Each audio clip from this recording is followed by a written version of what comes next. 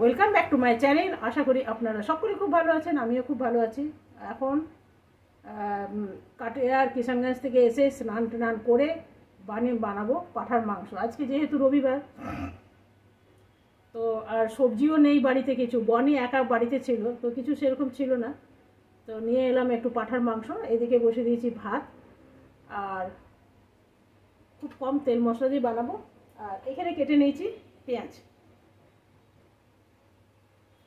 আর এখানে কেটে নিয়েছি ছাল শুদ্ধ আলু। আপনারা চাইলে ছালটা ছুলেও দিতে পারবেন, আবার ছাল শুদ্ধ দেবেন। এইরকম করে না আমার দিদিমা বানাতো, আমাদের খেতে খুব ভালো লাগতো। অবশ্যই ও নতুন আলুতে বানাতো, কিন্তু আমার কাছে এখন নতুন আলু নেই, এই আলু দিয়েই বানাবো। আমার ভাল লাগে, আমি মাঝে মাঝে এরকম দিয়ে ফেলি। চলুন শুরু করি রবিবারের পাঁঠার মাংস। তার আগে চুলটা একটু বেঁধে নিই। সব সরঞ্জাম রান্নাঘরে রাখতে হয়, জানেন। চুল খোলা করে রান্না করা যায় না, তো নিজেরও অসুবিধা লাগে। এখানে আছে 1 কিলো পাঁঠার মাংস। এরপরে দিয়ে দেবো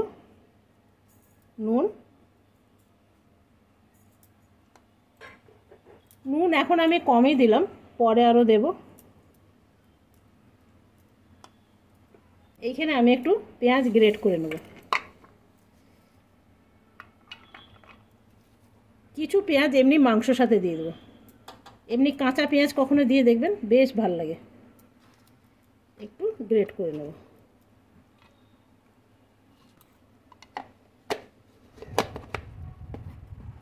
এইখানে আছে মোট 3টে পেঁয়াজ, এখানে দিচ্ছি 1খানার মতন, এখানে আছে 2খানার মতন।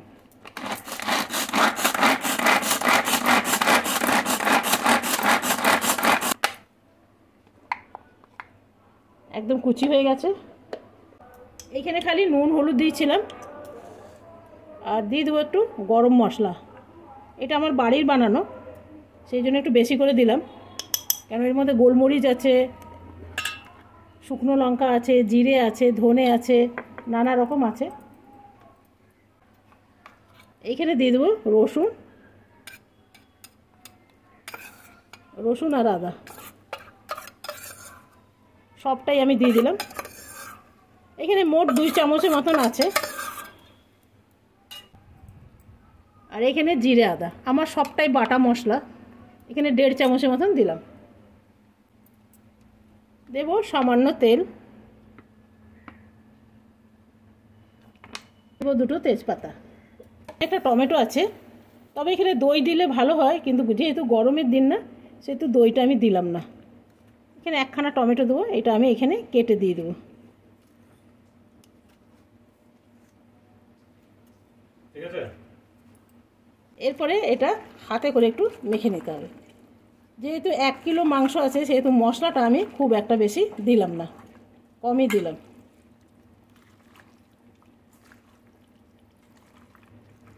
এটা খুব ভালো করে হাতে করে 10-15 মিনিট মাখাতে হবে, চটকে মাখাতে হবে।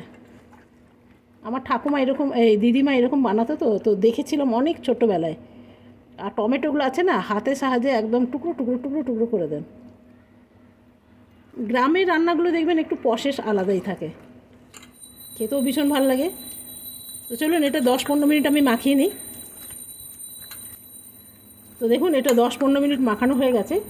এরপরে এটাকে আমি ঢাকা দিয়ে রেখে দেবো প্রায় আধা ঘন্টার জন্য, তাহলে একটু ম্যারিনেট ভালো হলে খেতে ভালো লাগবে।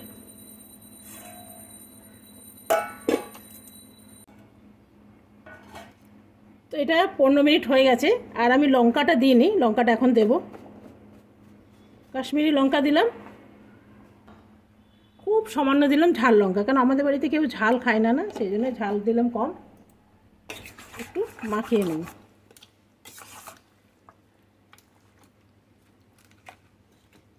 এবারে লঙ্কা দিয়ে আমাকে আরও 10 মিনিটের জন্য রেখে দিতে হবে।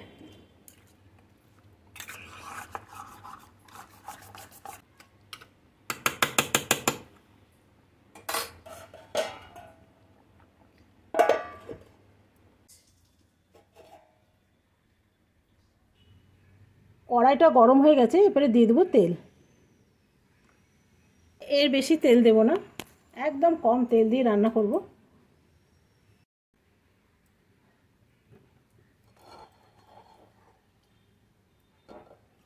এবারে আলুগুলো দিয়ে দেবো।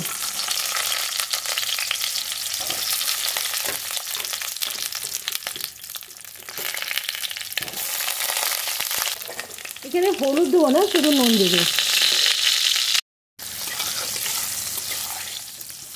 এগুলো আর ভাজবো না, এরপরে নামিয়ে নেবো।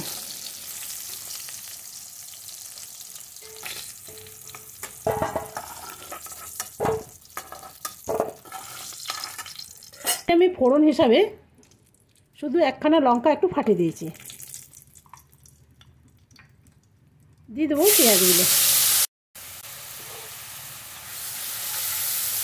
এটা খুব বেশি লাল লাল করে ভাজবো না, জাস্ট একটু গোল্ডেন কালার হয়ে যাবে, ট্রান্সপারেন্ট হয়ে যাবে, তখন এটা দিয়ে দেবে।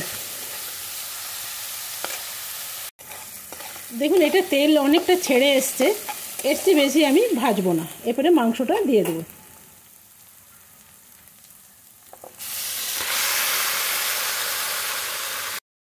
একটু বাটি ধোয়া জল দিয়ে দেবো।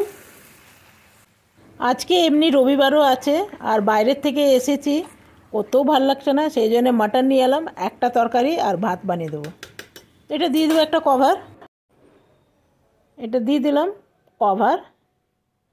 এরপরে আমি আলুগুলো দিয়ে দেবো। একবার খুলে দেখে নিই। তো দেখুন খুব কম তেল দিয়ে মাংস বসিয়ে দিই। কম তেল দিয়ে বসালে গ্রেভিটার ঠিক এইরকমই হবে, তেল তেল হবে না, এই যে এইরকম হবে। চলো এখানে এরপরে জল ঢেলে দিই। এটা হলো গরম জল।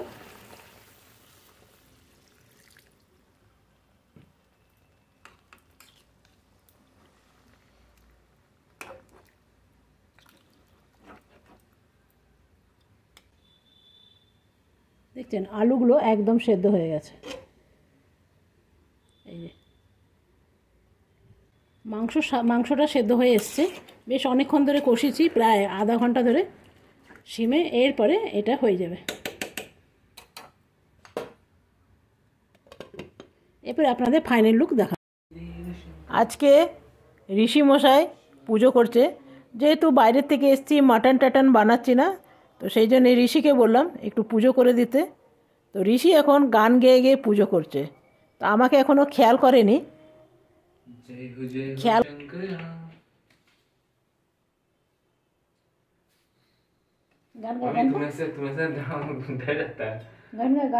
তো চলুন ঋষিকে এখন পুজো করতে দিন।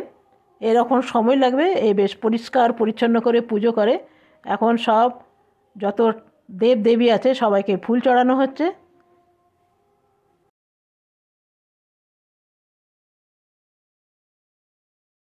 जय हो शंकरा आदिदेव शंकरा हे त्रिलोक शंभु हे शिवाय शंकरा जय हो शंकरा आदिदेव शंकरा। এরপর একটু দেখে নিই, মাংসটা একদম সেদ্ধ হয়ে গেছে।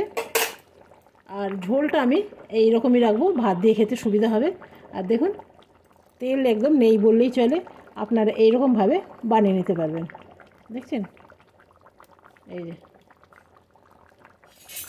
তো চলুন এটা আমি করে দিলাম অফ। আপনাদের কাছে কেমন লাগলো অবশ্যই জানাবেন। রান্না টান্না করার পর আমি ফুল গাছের কাছে একটু চলে এলাম। কি সুন্দর ফুল ফুটেছে দেখুন, আর প্রত্যেকটা ফুল ভীষণ বড় বড়। এটা সবজির যে জলটা থাকে না, সেগুলো এইখানে দিই। আর এইখানে আছে একটা হোয়াইট অপরাজিতা, আর এটা আছে পাম গাছ, আর এইখানে আছে লিলি। কি সুন্দর লাগে লিলিগুলো দেখতে, একদম লাল লাল। আর এটা আছে টগর। আর দেখুন আজকের আমাদের পাঁঠার মাংস, আর এরা সবাই খেতে বসে গেছে। তো চলুন আমরাও সবাই খেয়ে নিই। আর এখানে আছে ভাত।